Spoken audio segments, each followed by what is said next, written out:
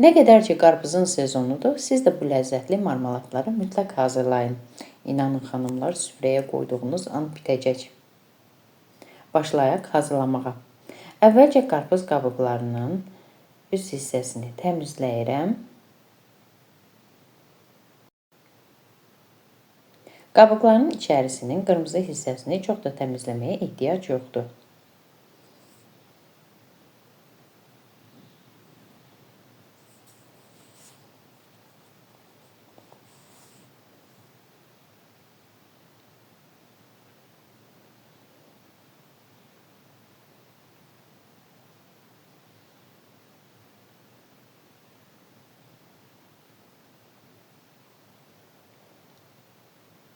Baxın, bu gördüyünüz qayda ilə qabıqları təmizləyirəm.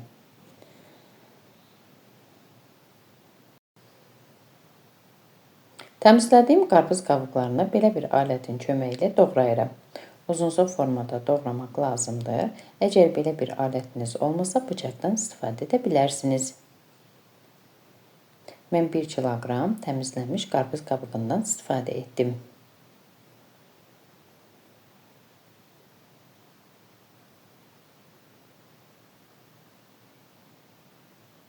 Doğradığım qarpız qabıqlarını qazanın içərisinə tökürəm. Üzerini örtəcək qədər qaynar su əlavə edib qazanı ocağın üzərinə qaynamağa qoyuram.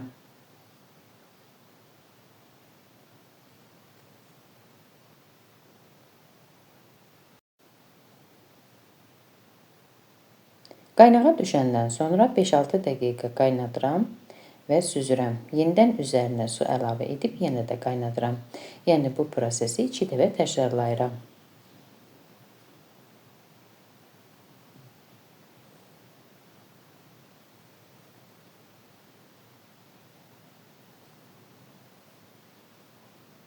Qazanın içərisinə 3 stəkan şəkər tozu və 1 stəkan qaynar su əlavə edib şərbət hazırlayıram.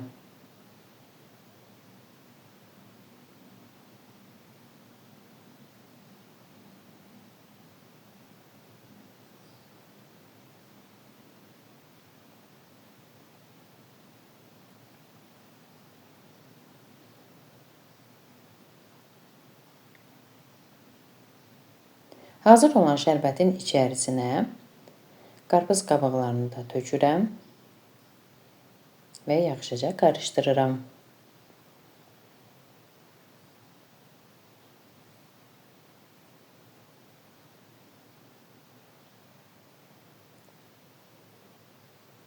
Qaynağa düşməyə başlayanda içərisinə 5-6 ədəd mixək, biraz sarı rəng, daha sonra isə 1 ədəd vanilin tökürəm.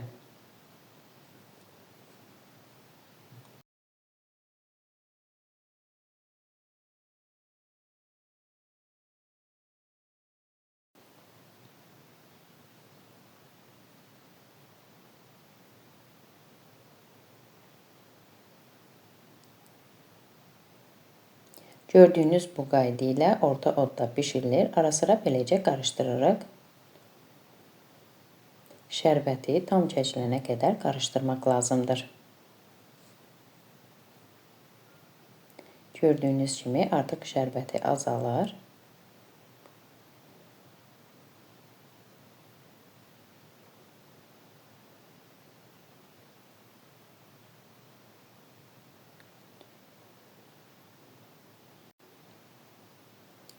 Şərbət tamamilə azalmağa başlayanda onda dayanmadan qarışdırırıq ki, qazanın dibi tutmasın. Beləcə gördüyünüz kimi qazanın kənarlarında şərbət bərkiyir.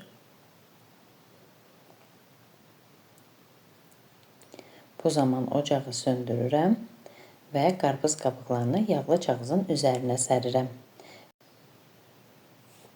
Şərbəti tamamilə quruyana qədər kağızın üzərində təxmini 1-2 gün gözlədirəm. Daha sonra isə süfrəyə təqdim edə bilərsiniz. Olduqca ləzzətli, karamel dadında dadlı marmaladlar alınır. Əziz xanımlar, əgər siz də videomu bəyəndinizsə, mənə abunə olub dəstək olmağı unutmayın. Sağ olun, görüşərik.